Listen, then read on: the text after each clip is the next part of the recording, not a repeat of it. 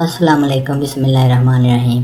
شام کے 8 بجے کا وقت تھا۔ میں کلینک سے اٹھ کر جانے ہی والا تھا کہ ایک عورت میرے کمرے میں داخل ہوئی۔ اس کی عمر 29 سال تھی، لیکن کپڑے دیکھنے میں کافی خوش شکل تھی۔ کپڑے اس نے معمولی سے پہنے ہوئے تھے، ایک ہاتھ پیٹ پر رکھا ہوا تھا اور چہرے پر تھکاوٹ اور درد کے آثار تھے۔ مجھے کہنے لگی، ڈاکٹر صاحب آپ کا تھوڑا سا وقت چاہیے۔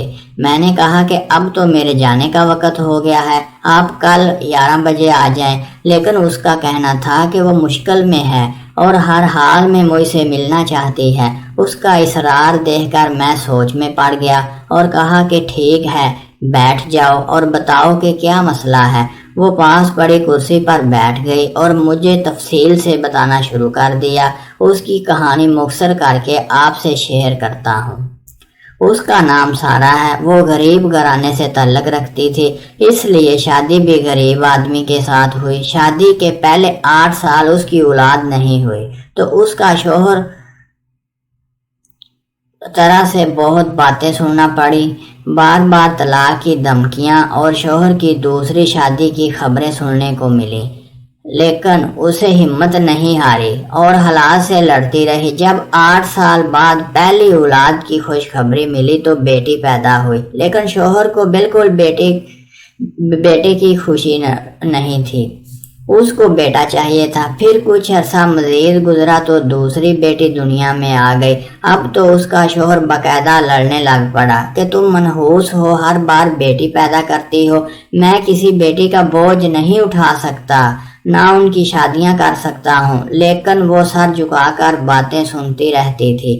اب کچھ مہینوں سے اس کے شوہر کو نشہ کرنے کی عادت پڑ گئی تھی۔ اکثر شراب پی کر رات کو گھر آتا اور خوب شور مچاتا، کئی بار چھوٹی بچیوں کو اٹھا کر نیچے پھینک دیتا۔ خیر وقت گزر رہا تھا اور اب سارا تیسری بار ماں بننے والی تھی۔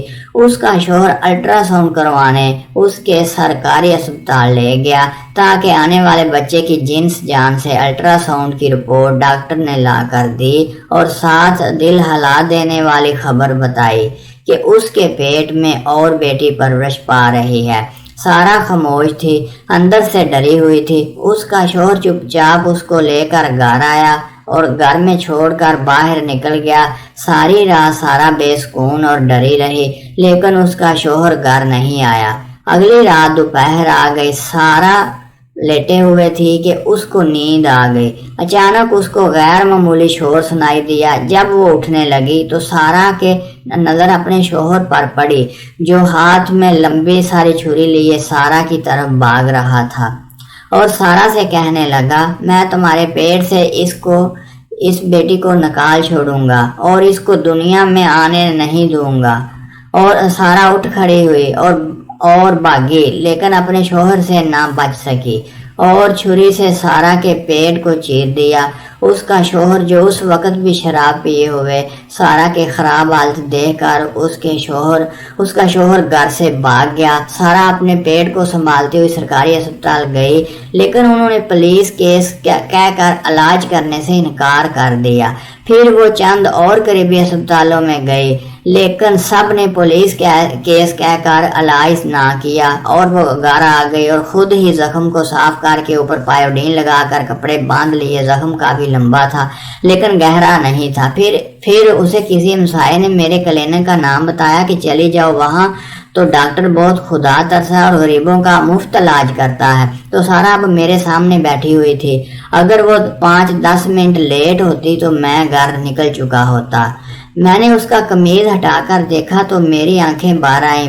بیچاری نے کافی لمبا زخم لگایا، خوش قسمتی سے زیادہ گہرا نہیں تھا۔ ایک جگہ سے کچھ گہرا تھا اور ایک جگہ سے گہرا نہ تھا اور میری انگلی زخم کے کافی اندر تک چلی گئی۔ میں نے نرس کو بلا کر سارا کو اس کے ساتھ آپریشن تھیٹر بھیجا اور پھر خود بہت احتیاط سے اس کا زخم صاف کیا اور ضروری ٹریٹمنٹ کر کے اپنے ایک دوست کو کال کی جو پولیس میں آفیسر تھا، اس کو ساری بات سنائی۔ اس آفیسر نے سارا کی دونوں بچیوں کو اپنے تحویل میں لے لیا اور تینوں ماں بیٹیوں کو دارالمان چھوڑ گیا۔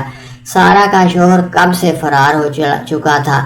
میں نے آج کا خرچہ خود اٹھایا اور دارالمان کو فنڈ بھی دیے جو کہ میں پہلے بھی دیتا تھا۔ کافی مہینوں بعد ایک سارا میرے کلینک پر آئی۔ اس نے چھوٹا سا بچہ اٹھا رکھا تھا۔ مجھے دیکھ کر رونے لگی اور کہنے لگی، سر، اللہ نے مجھے بیٹا عطا کیا ہے۔